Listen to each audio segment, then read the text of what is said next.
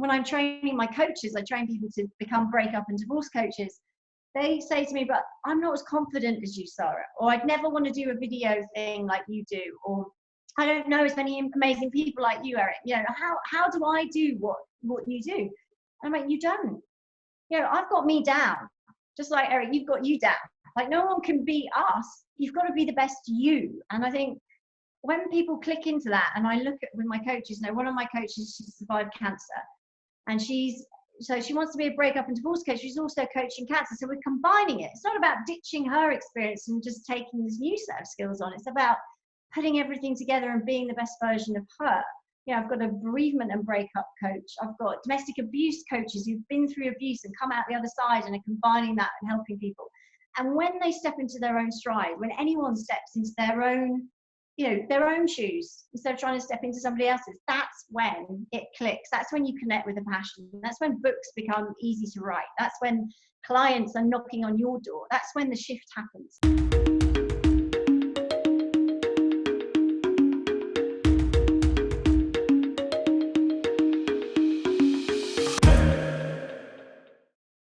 Welcome back. I'm Eric Edmeades, and we're here with another episode of Thrive TV. And today I've got a really special guest, Sara Davison. And I've known Sara for a very, very long time, longer than any of us would probably want to admit to, but a long time.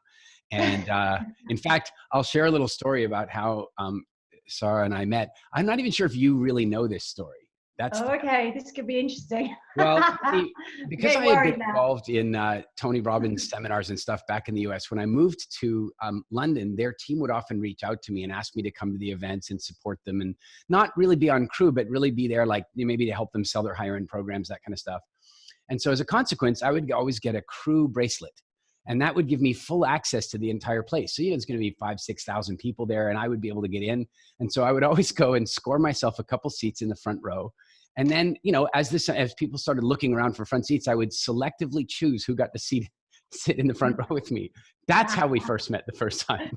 It is. You were saving seats. I was saving seats for the appropriate energy of the right person in the room. And so there you were. And we had some fun. It was a good party.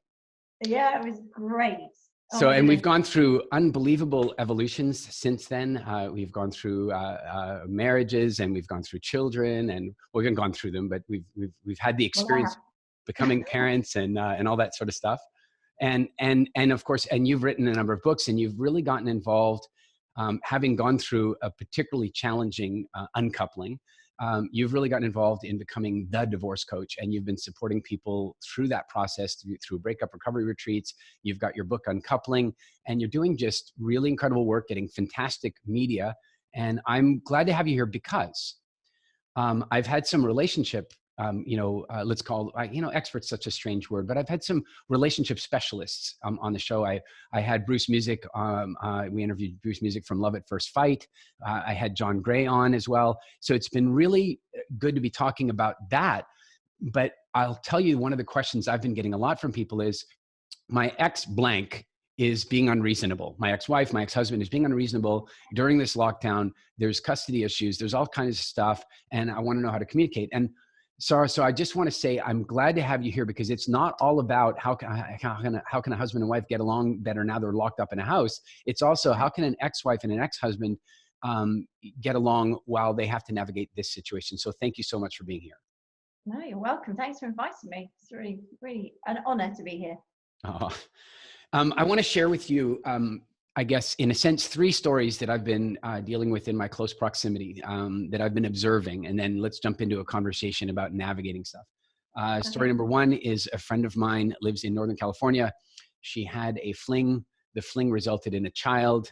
So there was no marriage. There was no relationship to begin with. And there's been contentious custody issues going on. And now he's a first responder. And so he's out on the front lines of what's going on. And he has court-ordered visitation rights. And she doesn't feel comfortable about him visiting with their 4-year-old because, well, he's likely been exposed. And he is insisting upon visitation rights. And the police enforced his visitation rights. So that's one extreme example of what's going on. Another example is another a pair of friends of mine. I'm friends with both the husband and the wife. They split up maybe it's been a couple of years now. And they have, sort of a form of shared custody. only they live here in the Caribbean, and all of a sudden the husband is off in Canada and wants the kids to come to Canada because he feels that's the safest thing to do, and she wants them to stay with her because she feels that's the safest thing to do. And in their case, the kids are old enough that unfortunately they're being kind of forced to make the decision, which is difficult because, of course, now they're dealing with, well, I'm letting one parent down or the other. And then the third story, which is maybe nicer than all of them, is some friends of mine that split up fairly recently, like maybe 9 months ago. I swear if I didn't know, in fact, I think you know one of them, and probably she's taken a lot of guidance from you on this, but they have had one of the most conscious uncouplings I've ever seen. They're being incredibly responsible about the way they're dealing with children in custody through the whole thing. So there's a variety of experience out there. What I'd love to know from you is, let's start with this. The husband and wife have different opinions about how urgent this situation is, right? I mean, let's be honest, what was hysteria 4 weeks ago is now common sense. And it just takes some of us longer to get there than the others. So, you know, the husband's like, hey, yeah, the kids can go out and play with the other kids in the park. And the mother's like, absolutely not. How would you suggest navigating that within the construct of, wow, we have to co-parent through the divorce, through the lockdown, and so on? Yeah, well, I mean, my phone and my inbox and my social media, like DMs, I'm like getting so many inquiries about this kind of topic because it throws up so much uncertainty. And there are, you know, I mean, everywhere's got different rules, everyone's got different opinions. But then when you've got to come back to, everyone's got different personalities. Everyone has different ways of coping with anxiety. You know, there's some of us who can take it on board, process it, maybe freak out a bit, but pull ourselves back and get on with it, you know. And then there's others of us who literally cannot manage any kind of anxiety at all. So if you throw into that a difficult breakup relationship, then that becomes very, very difficult. And people react in ways that maybe they wouldn't under normal calmer situations. So first of all, I think we've all got to be very honest about ourselves and how we react to situations, and just acknowledge that maybe we might be a little bit more on edge naturally with what's going on, and that may affect our communication style. Now, if you can consciously uncouple, as the lovely Gwyneth brought to us, absolutely great, because you should be able to sit down or even virtually sit down and have a discussion about how you want it to work. And the important thing is to create that sort of safe space that you can have a discussion where there's no blame. There's no, I know you're going to do this. So, you know, it's got to be, look, let's have a discussion about how we can work this because it's going to be difficult. And acknowledging each other's communication style in a friendly but, you know, open way to say, look, I know when the pressure is going to ramp up, it might cause either of us to get a little bit frustrated. So how do we agree before we get there to treat each other? Now, if they've consciously uncoupled, you would hope, therefore, they've got that level of respect and kindness towards each other that underpins everything, because consciously uncoupling is really hard to do. It is really hard, even for the most amicable of divorces. When you start splitting lifestyles and finances, that puts a lot of pressure on. So the fact that that third couple have consciously uncoupled, I'm sure they will have a roadmap to navigate this with kindness and respect being forefront. But having that discussion up front is key, just to set those boundaries and agree. In other, the first example you gave me with the police are already involved, you know, that is very traumatic for the child. You've got to say straight off the bat, who's thinking about the child? I will say that the mother in that case, I don't know the father, but the mother in that case, what she did is she contacted the police proactively and said, I don't want to release my daughter in this situation. I'm concerned about the blah, blah, blah. And the police said that they would arrest her for kidnapping. So she sheltered the child from the entire experience. Okay. So that was the good thing. Okay. All right. Fair. That's good clarity. I mean, first of all, I'm not a lawyer, so I don't give legal advice, but you know, the advice that a lot of my family lawyer friends are giving, that I've seen in the media that people are saying, is that you've got to stick to the court order that is there. So if the court order is there, then you are ordered to do that until the government or your authorities tell you otherwise. Now, at the moment, I know in the UK, there is a bit of a mix-up. I don't know if you heard about it, but one of our guys announced, in government, Michael Gove announced that separated kids stayed wherever they were with that parent and weren't allowed to move. Literally 10 minutes later, he announced, actually, no, sorry, there's a sub-clause in that, which means that they can move. Now, I don't know how long that is even going to stay, because if you think about it, you know, they're going between households, that's spreading the virus, you know, who knows if that's going to be a long-term thing or not. But as it stands, we have to stick to the guidelines that we're given, and that's it. And you may be having to defend that in court if you break that. So you're going to have to look at why you're doing it. And at the moment, you have to do as the court says, which can be super difficult. So how do you manage that emotionally is where I would come in. And it's about looking at, you've got to do what's right for the child, even though in some cases, I know you're going to think it's right to keep the child there, but if the government guidelines are there, you've got to do the right thing. The other parent, if you can have a discussion with them, obviously that would be better, just to explain how you're feeling. Although I know there's a lot of what I call couples that are aggressively severing rather than consciously uncoupling. And that means that they are, they are at each other. So it's harder to come to any compromise. It's harder to work things out and say, look, let's sit down and talk about this, because maybe one is hell-bent on upsetting the other or vice versa. So I think the important thing is to look at, how do you balance that communication? And if you are finding this really hard, then reach out and speak to other people. There are people around that can support you through this difficult time. I know there's a lot of people going through tough times right now over the kids where they're going to be, and the kids are getting anxious as well. So I think, how do you take control back, which is the important thing? How do you take your control back over this situation? It's a tough one, because it is a huge, huge level of anxiety, uncertainty, fear that's come into our world. So how do you turn that around, and what can you control? Well, worrying about the things you can't control really isn't helping. We need to take that worry as much as we can and channel that into doing things that we can. So helping the kids to release some of that anxiety if they are worried. So depending on the regulations, again, wherever you are, at the moment in the UK, we are allowed to go out once a day for the purpose of exercise. So you could maybe go out with your child to do some exercise, or take their bike, go for a run, do the sort of things that kids like doing, your particular children, find out what motivates them, go and do it. Exercise will dial down that anxiety that they're having. So if you can try and keep their anxiety down as well as yours, I think it empowers us to make better decisions when everything is going crazy around us.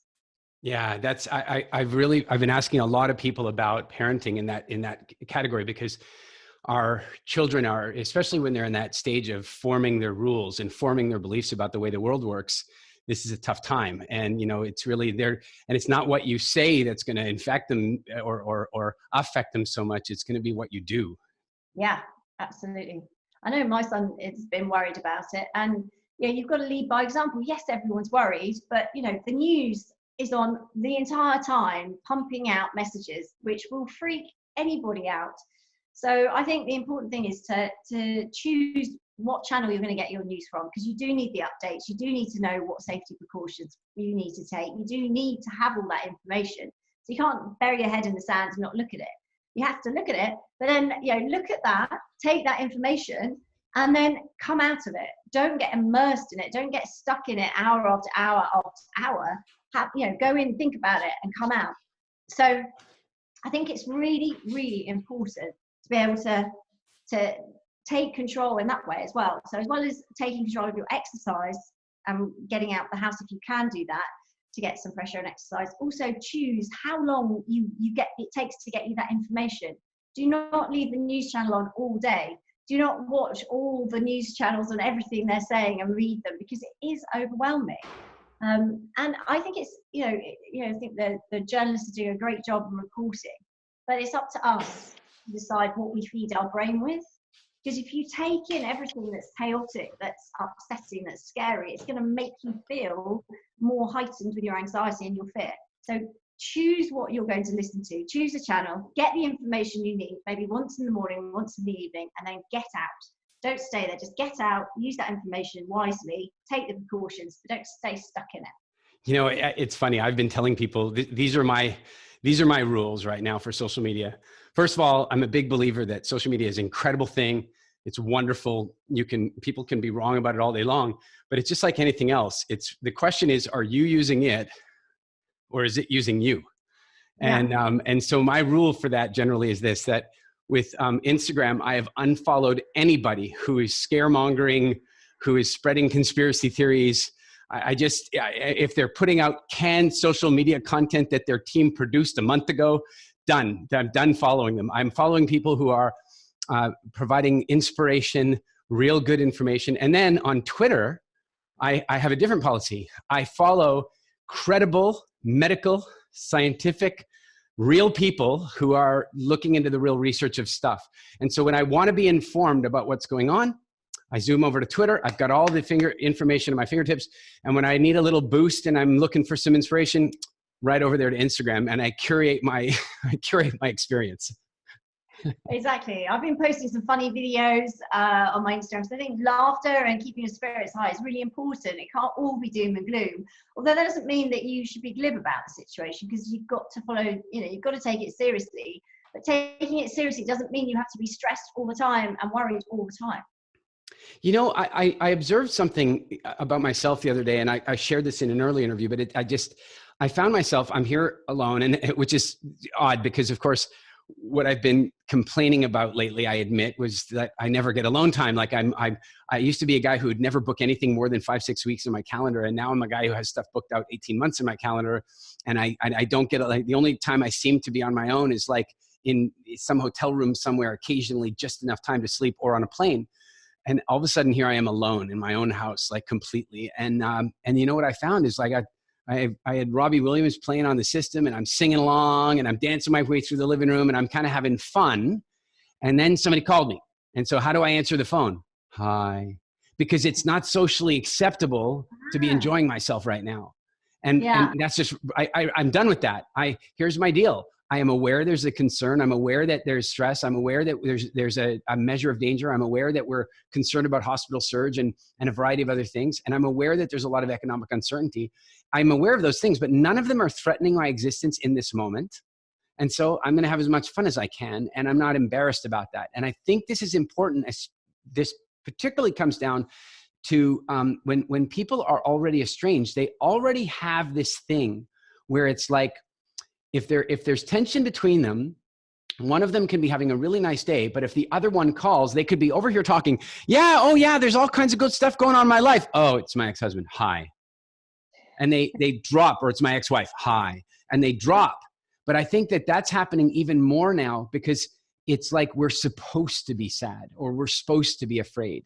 And the weird thing is if we start acting that way, it informs everything. And I think to a degree, we got to be careful about how that impacts the kids. And I think also it probably has a direct impact on relationship, where if we can come at the difficulties, like there was another example where there was a husband and wife were talking about their kids going out to play at the local park where there's other kids, and the kids are like hungry to play with other kids, right? And and so the one parent's like, no, under no circumstances, we're not being part of that. We're not going to be part of the spread, blah, blah, blah. And the other parent's like, oh, come on. The virus, apparently it's just like a cold for young people. And boom, they've got a dispute brewing heavily. And I think if they come at it, with a negative perspective right off the bat, that's going to be really tough. They got to, as you're describing, they got to lift up somehow. Yeah. I think that everyone is worried, but it's okay not to worry all the time. And I think sometimes worrying about things we can't control just makes it spiral out of all control, therefore. So we have to pull that back and say, right, I'm going to channel that worry into cheering my kids up or making myself feel better. Because if I'm better, if we're better as parents, as role models, then we can then help our kids to do better. And actually, worry, anxiety is not good for our immune system. So actually, we're making ourselves more vulnerable. So if you want to be healthier, if you want to protect yourselves more, take the worry as much as you can, because I know it's human nature and it's normal to worry about something like this. But channel it into, I don't know, doing some crafting with your kids, or going for a walk, or doing something which is going to help other people. Maybe making a phone call to somebody who would really appreciate that and give them a boost. I think I've noticed actually today I went to the supermarket and we had to queue to get in, and like obviously there's the 2 meters separation, and it was the craziest day. It's the first time I've been to the supermarket since that has been enforced, and it was sort of 1 in, 1 out of the supermarket. And actually what I found was that people were being a lot kinder to each other, because normally I would never have chatted to the guy behind me, and I would never have smiled at the guy in front of me. I'd have been too busy, like, right, I've got 5 minutes, in I go, grab the stuff, hi, yeah, out. Whereas I had a chat. I sat and most people were in silence, to be fair, in the queue. They're obviously nervous, but but I started chatting. And it's Britain. And it's Britain, yeah, so we don't talk.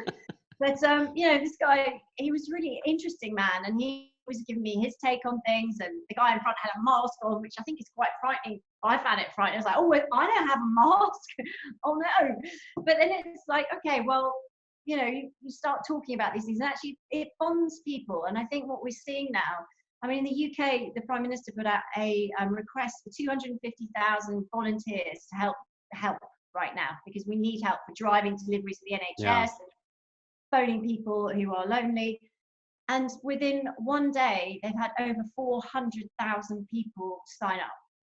And that actually gives me goosebumps and brings tears to my eyes, because it just shows that everyone is pulling together. And I think that you know, that love and kindness is giving us almost like a detox, all the crap in our lives that we seem to think is important.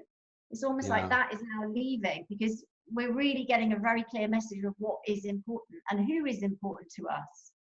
You know, I think when we think about, generally, I think when people think about splitting up or having a divorce or something, they immediately start thinking, how will I communicate with the other person? And I wonder if maybe one of the most important things they need to be thinking about is, how do they work on the development of themselves? And man, are we in an incredible opportunity to work on the development of ourselves. Like, and I have seen that same type of generosity and camaraderie. You know, I made the joke about Britain, but no kidding. I'm walking down the beach the other day. I'm lucky. I have a very high quality quarantine situation going on here. I'm sorry to admit it. Yeah. But I'm walking down the beach, and there's this couple walking along, and it's normally, this beach would have, at this time of year, spring break, there'd be 200 kiteboarders and another 400 people on the beach supporting them. And, you know, now there's nobody. There's just this one couple walking toward me, and I can tell they want to talk to me, but they're not quite willing to say something. And so I just immediately stop, and guess where they're from? They're from Britain. They're from England, and they just had their flight canceled. They're trying to get home, and they're stranded here. They just booked an apartment for a month.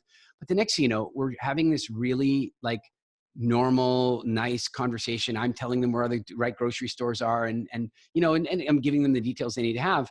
And in a normal world, I'd walk past them like I would anybody else, as you do. And we have a group here. One of the guys who lives in the complex, he actually built the complex that I live in. He created this little, we call it I think it's called the bunker chat. And it's the survival bunker chat, where we're all in this virtual bunker. But, you know, at first it started talking about, what food do you have? Is your internet working? You know, that kind of stuff. But after about 2 or 3 days, it started turning external. And they started asking questions about the local Dominican community, who are going to be massively impacted by this. Is the highest tourist season time of all. Many of those people, their lives and their businesses depend on this 3 weeks in this half of the year. And it's over. There's nobody here. Nobody's making any money. And immediately this group, where they started off on their own survival, once they felt good about that, then they started talking about, okay, how can we get food delivery out to the communities and stuff? Just heartwarming behavior. Yeah. And I'm hoping that's going to be taking over from the fear, because it is a great gratitude, and helping other people is a great antidote to fear and anxiety. It really helps you to dial down that negative emotion and start to feel good. And actually giving to other people gives you a much bigger reward than it ever does that person you're helping. So I think, yeah, those sort of things will help take over that wave of panic and emotion, that negative emotion that's out there at the moment. And I think, you know, even exes that are finding things difficult, I think compassion has to come in somewhere at this stage, because, you know, we all need to look after each other and make sure that, you know, we're doing what we can to keep safe, and that's the number one priority. And it's been an interesting listening to the radio. I've been on the radio here a few times this week talking about these sort of things, but, you know, wealth and health. You know, you can see the government juggling this, can't you? Like, you know, all governments are juggling. You know, how much do we put towards the destruction? You know, it's going to destroy economies. I mean, it is here for sure. And, you know, then in America, you know, what's the balance they're talking about? And it's interesting. It is very interesting and a difficult dilemma. But I think ultimately it comes down to keeping you and the ones you love safe, and helping protect other people by not going out around and spreading the disease. So I think that has to come first. You know, I think that the more people can tap into a sense of compassion and a sense of empathy, not only will that help them in their own selves and provide a great example for their children, but even in the case of exes, I think that if they come from that highest, let's go to what we agree about, right? Like, We agree that we all want to be healthy. We agree that we want the kids to be healthy. We agree that we want to get through this without difficulty. We agree that we want this to be easy. We agree all that. So then we can move down from there and say, okay, now where are the things that we don't necessarily agree on? And my general rule of thumb is that what we're constantly doing right now when we're dealing with this issue of hysteria to denial, and where are we on the spectrum? One parent says it's okay to go play with the kids, the other one doesn't. My view right now is that what we're really weighing up in that case is the cost or the consequence of being wrong versus the chances of being wrong. And, if it was a month ago and you're having an argument about letting the kids go play at the park in London at 5 p.m., the chances and the consequences are very, very low. There's not a big deal. But now you're talking about a whole different set of consequences. They could get sick, or they could become infectious and get you sick, or they could spread it to somebody else. And even if it was moderate for them, that consequence becomes a big deal. And so I'd be inclined, at least my feeling is, I'd be inclined that if parents are having a dispute about that, they would just naturally attract to the safer choice. Yeah. What is the safer choice? Yeah, and that's the government guidelines. So I think you've got to follow that. I think, keeping safe is the number one priority, and it has to be for everybody right now. We have to make it, even if it's not. I mean, I was out today, but I saw people walking along, really close. I mean, I know that if you live together, then that's, you can. But, I just think the number of people I saw weren't really distancing as much as they could do. And, we've really got to wake up. I think seeing some of the scenes from Italy really shocked me actually the other day. It looks like a movie. And I think when it gets to that sort of stage where, it actually terrifies you, some of that media is good to shock you into thinking, oh my gosh, I think this is more serious than I thought. So yeah, safety comes first. Let me take a little left turn here. You have, you've done what happens to a lot of people is that, there's some crushing lesson that happens to them, and they learn from that lesson, and then they feel called to support other people, to learn from your experience. I went through that with health. I went through that with business. I kind of got to the place where I really wanted to help people through the stuff that I'd been through. And you've done a really great job of that. I mean, you produced a book, I think 2, and you've got really great programs that you run. You also do a really good job of getting yourself out into the media. As you mentioned, you've been on radio. I've seen you in print media quite a lot. Talk to me about something slightly different right now. And that is, there are countless people around the world that have said these words: if only I had the time, I'd write a book. And, and the truth is, it was never really about the time they didn't do it. It was about a bunch of other stuff. And I guess my question for you is, there are some people sitting at home right now, and they have an abundance of time, and they definitely have life experience that is valuable to some niche market out there. Everybody has that. There's nobody who doesn't have that. Give me some, I'd love to hear your take on how you went from something being, something that you were passionately involved in yourself, to then wanting to transition and turn that into a passion that you could support other people with. Talk to me a bit about that. Yeah, that's a really great question. And you're a great example of this as well. I've followed you. I mean, we've known each other for a lot of years. So yeah, I mean, I've seen your journeys too. And I think for me personally, it was being at the lowest point. It was about being at rock bottom. And some of the lessons that I learned when I first met you at Tony Robbins on that actual very first event was about, what is your purpose in life? And mine, I light up when I can make a difference and I can help someone. For me, making a difference is important. So when I was at rock bottom, when I was an absolute wreck, I came out my marriage, I was overweight, calling it baby weight, but hey, it was a year on. So let's get real.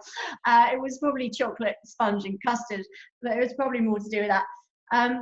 But then, looking at being devastated, like having your whole life in turmoil around you, being uncertain about, I didn't know what was coming next. I didn't know financially, I didn't know where I'd live. I was a single parent overnight. And I just never saw that happening to me. And it was so painful, physically painful as well somehow. That heartache is a physical pain that you feel. And I remember I had to go to Australia on business, and I was sat on the beach, and I'd taken a friend out with me because I wasn't good at being on my own at that stage.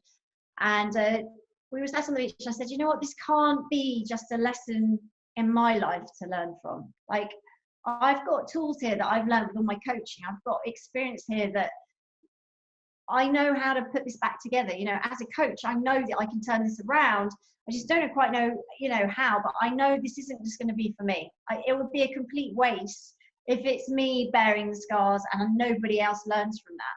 So I found a way to be able to turn my pain into something that helped other people not have to suffer in the way that I did. Because I spent hours, days, weeks looking on the internet for how to cope when, you know, your husband moves on, has a family with someone else within months, you know, when she's much more beautiful than you and 10 years younger. And, you know, I mean, those things I was typing in and it was giving you sort of puffery, but it wasn't actually helping me. And I needed those answers. Now, I don't know whether, you know, those things really would have helped that much at the time, but those sort of things were not out there. So for me, I needed to take what I'd been through and turn it into something that could help other people. So they didn't have to go to rock bottom, or if they were, I'd give them a faster way to get out of it than I had. So I think that's why it was a burning passion for it to make a difference to other people and not be wasted on me. And I think, you know, the truth is you're giving people time. What I mean by that is that, you know, without your support, if somebody has to navigate it completely on their own, you know, you're talking about something that might have a negative impact on the rest of their lives, if not 3, 4, 5 years. And if you can give them the tools to get them to a place where they can get that stuff handled and move to, you know, look, when my ex-wife and I split up, it was very contentious and difficult and what have you. But there came this point where I just developed this metaphor in my head that she's an ice cube and my job is to melt her. And all I'm going to do is do the best that I can. And you know, it took years, but we got to a place where we were able to communicate effectively. She's twice brought me in to speak for students at her school. Like, we're good friends. But I got to tell you, if we'd had somebody doing what you do now, maybe we could have gotten there in 6 months, and how much more quality of life would that have given us? So I think what you're doing is incredibly important. No, thank you. Yeah, I mean, I think it's important to know that we go through tough times, and whether that is, you know, everyone has their own personal experience. So whether it's bereavement, whether it's breakup, whether it's an illness, and, you know, you won't get through that without some scars, but those scars don't have to define you, and you can go on and show other people how to move forward, let it go. You know, so if you do have personal experience, coming back to that point about writing a book, you know, for me, it was the best way to get my information out to as many people as possible. And actually, the thought of writing a book is a lot more daunting and overwhelming than actually doing it, because once you do it, it flows. You know, you just map out a little overview of where you want to start, where you want to get to, and then it just happens. You know, obviously you need to be passionate. It needs to come from here. You can't, it's not going to be good if it doesn't come from the heart. It needs to be out of passion. You know Daniel Priestley, I think. Yeah. So I actually interviewed Daniel the other day talking about reinvention and recession and stuff like that. And he made such a really nice distinction between the difference between, you know, we were talking about all the phenomenal opportunities that are around us in the world right now, you know, as big corporates are scaling back and dropping opportunities here and there. And you know, we're in this place where the young, the fast, the mobile, the quick, the responsive have real opportunities in front of them. And he said, the trouble for a lot of people is they start looking around for the opportunities as external things. And what they really should be doing is looking internally and looking at what their passions are. And I love the distinction from him was the you know, like he has a hobby of snowboarding, but not a passion. But if you can sit down and write 20,000 words on a thing, you have a passion. And so I think that anybody who suspects that they have a passion for solving problems for people, for eliminating pain for people, for helping them take shortcuts, for helping them get better results, anybody who suspects they have a passion should probably sit down and write down the 7 chapters you know, that they might want to talk about, and just start writing. And I think if it's just not there, if the words aren't there, maybe it's a hobby, not a passion. I don't know whether you ever found this, Eric, but for me, I always thought that I had to be like somebody else. So, for example, Tony Robbins, like when I first met him, I was like, oh my God, I want to be like Tony. But he's like 6'7" and, you know. And male. And male. So it was going to be hard. And so that didn't really work out. But I took the information that he gave me that I loved. And then Paul Mckenna, who's an amazing guy. I was watching him on stage, and I trained in NLP with him and Richard Bandler. And Paul Mckenna, he's witty on stage, and he's got the audience in the palm of his hand, and he's brilliant at what he does. I was like, I want to be like him. But again, he was male, and and it wasn't just the male thing. I'm just not that academic as Paul, and I'm different. It only clicked into place for me when I stopped trying to be somebody else and started to be me, and saying, look, I know I'm terrible. I've got a terrible memory. That isn't great, but I am really good at taking problem, solving them, and helping people move forward. So that makes me an outstanding coach. So I took what I'm good at and stopped trying to be the funny guy on stage, 6'7", sort of making noises and moves, and I just became me. And my son says, Mommy, you're really embarrassing. And I'm like, okay, but I'm cool with who I am. Like, I might be funny. I might do funny dances around the house when your friends are watching me on video and I don't know about it. It doesn't affect me because I'm comfortable with who I am. And actually, when I'm training my coaches, I train people to become breakup and divorce coaches. They say to me, but I'm not as confident as you, Sara, or I'd never want to do a video thing like you do, or I don't know as many amazing people like you, Eric. How do I do what you do? And I'm like, you don't. I've got me down. Just like Eric, you've got you down.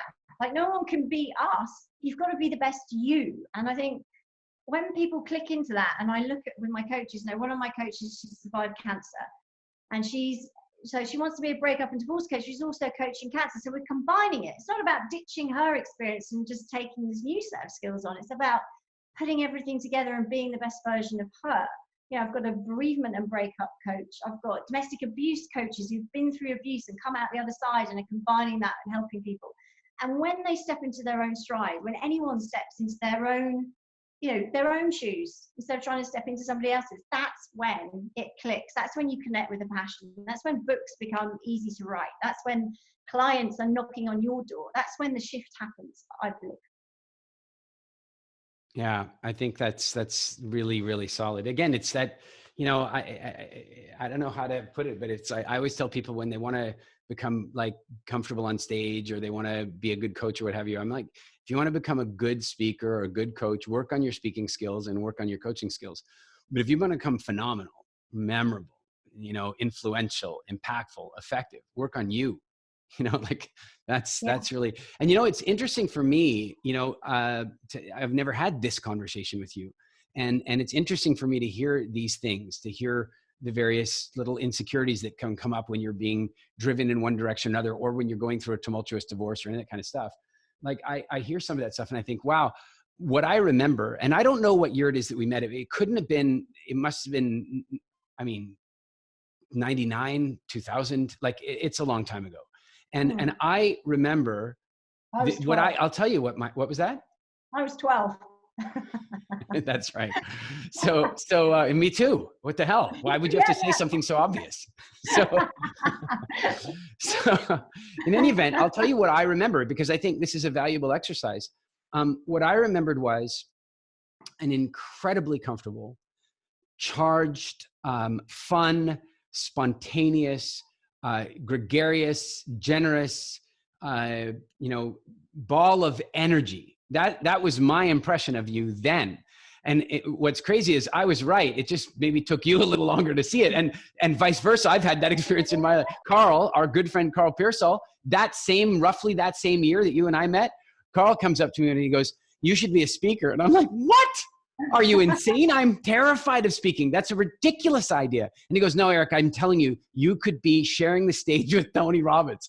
You can imagine what I'm thinking. This guy is a nut bar or a prophet, and you don't always know. Yeah. It's amazing, isn't it? I think everything happens at the right speed and at the right time, but I think you do have to keep your eyes open and start saying yes more, even when it's uncomfortable. I know that when that exact seminar, Tony said, you can do whatever you want in life. That even to me then, all those years ago, was like, no. I've been told that I'm not clever enough, I'm not bright enough, I'm not, I don't have those skill sets. And so by him taking always those blinkers off, it really opened up the whole new way of thinking, which Yeah. actually then just pushed me through any limits, because I thought, no, I'm going to try this because it sounds a lot better than the life I'm looking at from where I'm standing right now. And so things took off from that event, actually, just shifting your beliefs and focusing on what you want rather than what you don't think you're capable of made a massive difference for me. Yeah, I think it does. It's beliefs are, in a sense, the filters that you see the world through. And so as long as you do, I went through a similar experience with actually also with Tony Robbins in '92 when I was really 12. And no, but I went through a similar experience where I had grown up with a bunch of beliefs about my physical appearance and my intelligence and all that kind of stuff. And I was fundamentally happy and kind of doing my thing, but I was definitely held back. I was definitely holding myself back with those things. And again, that's why I come back to this idea of like, if you want to be the best speaker, you want to be the best coach, you want to be the best ex-wife, you want to be the best husband, you want to be the best parent, you want to be the best step parent, you can go and read all the books about those individual things and the skills required to be good at those things. But to be outstanding at any of them, it really is an inside job. It really is, I need to be me, and I need to be comfortable being me. I really love the way you said that. I love that you're willing to dance at the back of the house, even though your kids, your friends might be watching on video. Just dress properly. It's a house. Yeah, that's the thing. You need to do that. Note to self. Yeah. But I mean, I always talk to people. I'm always out there. And I think as a role model for kids, whoever we show up as shows them what's possible. They may be shy. They may not be, I mean, I was super, super shy until I was 17, 18. I was super shy. Yeah. People find that hard to believe now, but it's true. I think, as life experience goes, if you get comfortable with yourself, everything else tends to fit into place. But you do need to walk your talk. There's no good saying, look, when tough times happen, you have to dust yourself down and then get up, do the 5-star jumps and get on with it if you're not going to do them yourself. Like for me, everything I teach is stuff that I use myself. And the techniques aren't always, they might be when you want to go back up to bed, pull the duvet over your head and eat crisps. That might be the moment where you need to say, no, I'm going to do my 5-star jumps, or I'm going to put a smile on my face, or I'm going to ask myself a better question. See, it's never easy. But as an individual, you have to do them for you first because it works. Okay, but let's get a little. I mean, this is fun, and it's. But let's get a little nitty gritty here. You have a delightful little child. How old now? 11. 11. What a like. Mine are 22 and 3, and so here's the deal. I mean, I don't want to go so far there, but one of the challenges is when you're somebody like you've got your books out, you've got a successful business, you're healthy, you're attractive, you look good, you got the energy. It would be very easy, if I'm really frank, it would be very easy for somebody to look at you right now and going, yeah, but I mean, look at you, it's easy. But I happen to know that it wasn't easy. I happen to know that there were many, many tears and deep pains felt and major fights and arguments. And what I'd like to know is, like, how do you pick yourself up and dust yourself off when you're dealing with, let's say, hypothetically, not that you went through this, but say you're dealing with like real narcissism or serious intransigence just for the purpose of being difficult, like somebody who really is just, because that's out there sometimes. And how do you deal with that? Not for you is what I'm really worried about here, is that the minute there's a child involved, all of a sudden all the mama bear instincts come up. And I'm curious, how do you manage that when you were going through that? How did you manage that and keep yourself or bring yourself back to sanity? Well, I think, I'm the patron of a domestic abuse charity here in the UK. And I have a lot of clients who are coming out of domestically abusive relationships. And, it is incredibly hard. And even if it's not domestic abuse, it could be, just a really tough situation and you really can't see the light at the end of the tunnel. And you really are devastated. Maybe that your ex was your life and they've left. I've got clients who their partners have gone off with their best friends, things that are really life-shattering and difficult. And it is hard. There's no magic wand, unfortunately, to take away all the pain. So first of all, it's accepting that this is part of the journey. You can't jump to that top of the mountain in one step. You've got to zigzag your way up and you've got to try different things. And there's lots of things that can work, but not all of them will work for you. So you've got to try and test out different things to see where you go. I think number one, it's okay to feel that pain and to cry, because that's letting out a lot of that emotion. There's a lot of people who will try and stuff it down and cope. And that could be a healthy way of like going to the gym or working hard. It could be an unhealthy way of just jumping into bed with whoever's around, or drinking too much, or taking drugs. It could be any of those things. But ultimately, you're just dragging that baggage forward with you. So you need to learn to let those emotions out. When it's high conflict, it's about doing the right thing. And the right thing is based on you and your morals and your beliefs and your life standards that you have always had. You know, just because someone else has lower standards does not mean that you should drop yours to compete in this battle. You need to stick to doing the right thing. Now, doing the right thing is pretty much 99% of the time not the easy thing. Right. It's probably the hardest thing you could ever imagine. But you've got to think long term, especially if there's children involved. You've got to think about, you know, being the role model and being true to you in your heart and not compromising that for anything. And I think if you can stay true to you, that is something that keeps your integrity in place. Because if you lose that, it's hard to get back up. So if you're still proud of yourself and you're doing the best you can, then that's enough, and that's okay. And then getting the support team is absolutely critical, because you can't do it on your own as easy if you've got people around. And that doesn't need to be your best friend. I mean, I had a client the other day.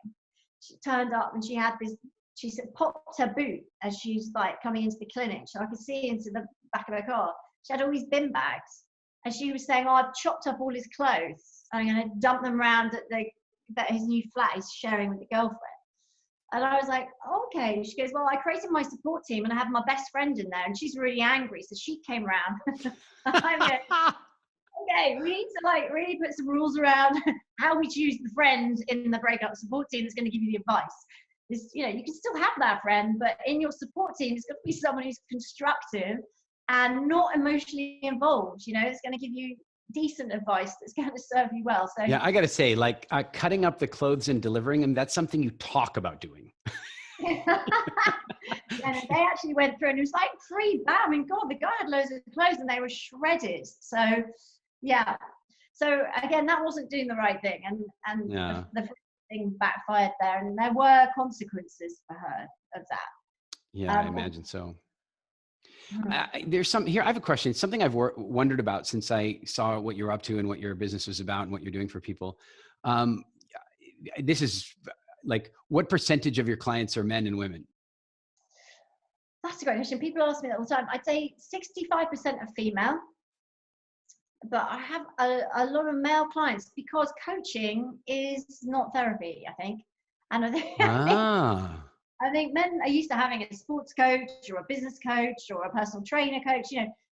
So having a coach is a little bit more acceptable. It's very results focused. Right.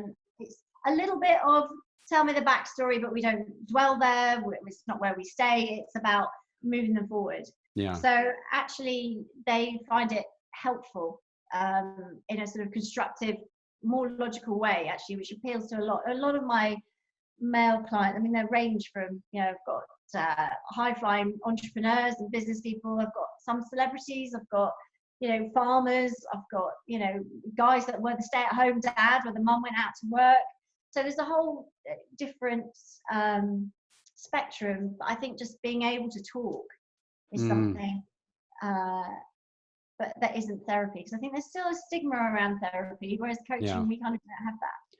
You know, I had the experience of talking to some friends of mine that live in Santa Barbara, and they got married, I don't know, a year and a half or so ago.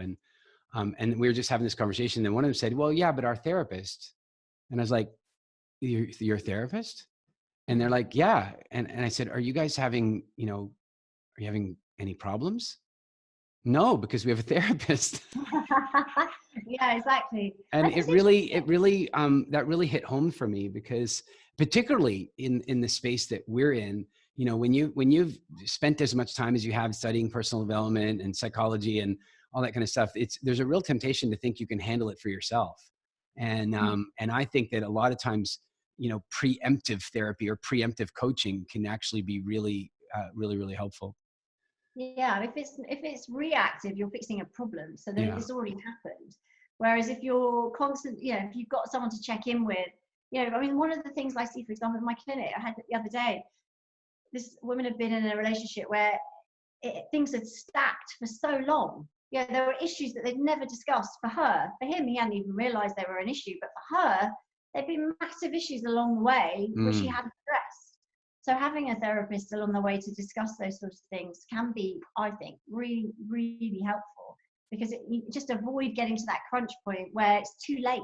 Because sometimes it is too late. I see it. It's like, just that's one more thing that's broken the camel's back, and I'm out. Yeah. And there's nothing you can do to get that back. All right. I've got a loaded question for you. Here you go. Here's the loaded question. Okay. Do you notice behavioral trends or stereotypes based on the genders? Are there things that women do like fairly consistently that get them in trouble? And are there things that men do differently that consistently get them in trouble from your perspective? Do you see any behavior differences that way? Yeah, when it comes to relationship breakdown, you mean? Yeah. Yeah. And how they manage the divorce process and that kind of stuff. I'll tell you where it comes from is I feel I've watched a lot of my male friends go through this, and one male trend is at the beginning of it, you're like, wow, I just want to make sure everything's okay. And they're very generous in their thinking. And they're like, I'm going to do all this stuff. And then she says, that's not enough. And then he goes, well, then it's going to be less. Like I've seen that pattern repeat. So I'm wondering what kind of patterns you've seen that might be a little bit gender specific, if any. Yeah, no, there definitely are. I mean, for one of the reasons why women find it harder in some circumstances to move forward is because they keep telling their story over and over again. Like that's what keeps women stuck, because we like to talk, and we talk to literally everyone, not just our friends and our family. We talk to the butcher, we talk to the hairdresser, we talk to the lady doing our nails. How are you? Oh, you'll never guess what he's done. It's like an episode of EastEnders every time you go somewhere with the latest update. So I want to see it as an episode of Little Britain, frankly. I want to see it taken to that level. Exactly. So we get stuck in the storytelling and the repeating of the story, which brings up the negative emotions, which keeps us experiencing that pain. Whereas men in general will not do that. But what that means is I will see male clients quite often who are quite a long way down the line after the breakup, but still not moving on. Sometimes what I tend to see with male clients is they come to me after their next relationship is broken down. Mm-hmm. Because they've gone into a different relationship thinking, oh, look, I'm fine. I'm working out more. I'm doing all these things. Work's going great. I'll just get into another relationship. That breaks down, and they're like, I don't understand why I'm so heartbroken about her, because I didn't really love her. And actually what it is it's just they're now dealing with the breakup of the marriage. Because that was the serious relationship. They stuffed it down, got into something else, distraction, that's ended. They think it's that because of timing, but actually they haven't healed properly or grieved the end of their long relationship.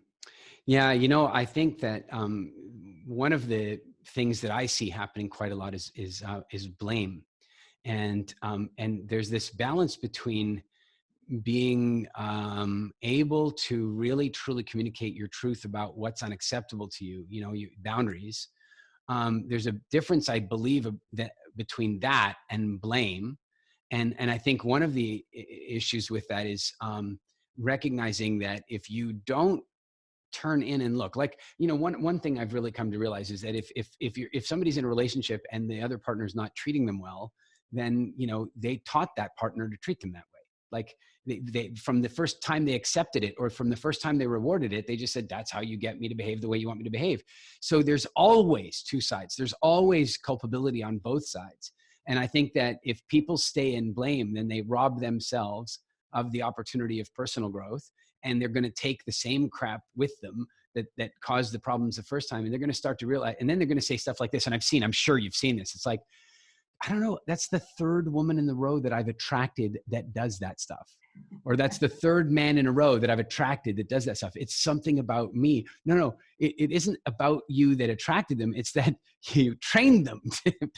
Maybe there's a little bit of both, I think. But I think that anytime there's people coming to the end, I think the self-analysis piece has got to be a big part of it. The minute there's a projected blame, I think we're robbing ourselves of the chance of growth. Yeah, absolutely. But boundaries, I call it boundaries. So that's what is acceptable behavior to you.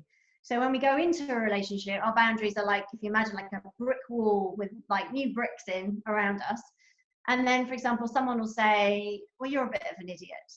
And you'll go, okay, he's had a hard day or she's having a tough time. Right? I won't say anything.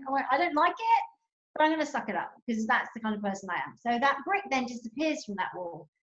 And then something else happens. And then before you know it, the wall is shrinking and your boundaries are slipping away because you are not standing up and saying, that is not acceptable. And we all have friends who if someone treats them just a little bit bad, they're like, get out of here, I'm not interested. But then we all know other people who are maybe fixers, maybe, you know, maybe slightly more naive, but just maybe they just want to help people more. Yeah. So they're like, well, I understand that. So I'm going to take that on me because I can see you're in a tough place right now. But what happens is we enable that bad behavior and that becomes the normality. It's very hard to put bricks back in because you've set the new norm and then you set it again. You know, and it's not even accepting, I think, the behavior. Sometimes it's actually rewarding it. Like I really got a big insight into this a couple, maybe 3-4 months ago. My little girl, she's just, I mean, I'm telling you, I'm blessed with the most incredibly gregarious, generous, empathetic, humorous little girl. She's so much fun. And what I've noticed is that there are times where she will try to resort to tantrum, you know, to get what she wants. And so, you know, I have a policy. My policy is really clear. She can want the very thing that I want to give her. Like I may have just fresh squeezed her some, you know, beautiful pulp filled fresh orange juice because I want her to have the vitamin C and I want her to have it right now. And if she walks in and goes, I want the orange juice, I'm like, oh God, it's such a shame because I wanted to give it to you. Like, I don't quite say it like that, but my policy is I'm not going to reward that behavior. And so what'll happen is at that point, I'm like, no, say it properly. What do you like? Don't whine at me about it. And then, you know, I'll sit her up on the counter. I go, listen, there's lots of different ways to get what you want out of life. But if I give you what you want every time you whine, you're gonna have to spend most of your life whining to get what you want. Do you want that? Does it feel nice? And she actually says, no. She's like, no, it doesn't. No. And I go, well, ask me another way. Let's see if another way can work. And she goes, can I have the orange juice, please, Dad? And I'm like, oh, yes, boom, give her the orange juice. But I realized that I'm so hyper conscious of that as a parent, but it really makes me wonder where I'm not conscious that my friendships, relationships, that kind of stuff, where, you know, somebody is having a meltdown and rather than supporting them and coming out of the meltdown, I'm answering it in a way where they're getting their needs met by my response, which is teaching them to keep going that way. And I think that's interesting. It is, and I noticed that when I run my retreats, when people get upset, people get up to give them the hug. And I won't let people hug other people in that situation. I mean, obviously there's time for hugging, but that is not the time. Because what's happening is they've lost that love and connection from their loved one. So they're in pain. So what they're doing is they're trying to recreate that and connect with lots of different people, but on the wrong level, because that is just reinforcing that negative emotion. So we need to swap it for them having a more compelling future, a different story, something more fun to talk about, and then connect and get love and connection that way, where people are high-fiving and going, well done, rather than, oh, poor you. Right. Yeah. I think that's really, really valuable stuff. Well, Sara, I have to say, it's always a pleasure, you know, to be able to pick up the phone and have a call with you. It's even more a pleasure to be able to share your insights and nuggets with our people. I really appreciate you taking the time. And I know that when this is all said and done, I'll be back on your island or you'll come to mine and we'll get to actually hang out and spend some time together. What was that? Scuba diving. I'm up for that. Have you done any free diving at all? I mean, I do when I'm out, but off boats and stuff, but not like you do. So I remember, where were we when we went diving and you were like disappearing out of sight and you were my buddy. I was like, where were we doing that? I don't even know. Where was that? That was that Mine Valley? No, or was it Robbins? I can't remember. Jeez, I vaguely remember the event, but not the location. Yeah. I'm bad that way. I go. Is that right? Oh, I don't know, but it was somewhere.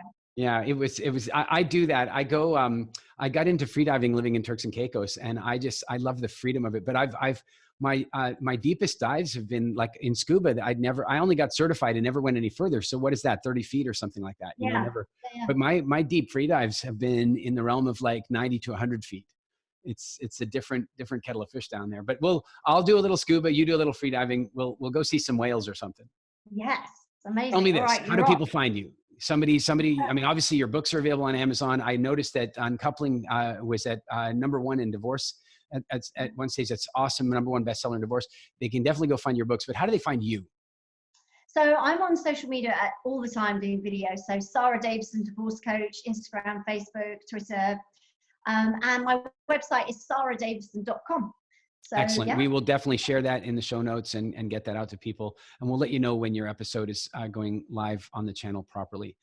I realized that I've run a little over time. I'm not going to be able to open up to go do live Q&A with everybody because I've got a back-to-back interview here. So, but okay. I really, really appreciate you being here. Thank you so very much. You're an absolute inspiration, and we're all grateful for the work you do because you help so many people around the world. So I'm just grateful that you invited me on. So thank you, Eric. Mwah. You're very, very welcome. I hope to see you soon. Yeah, you too. Take care.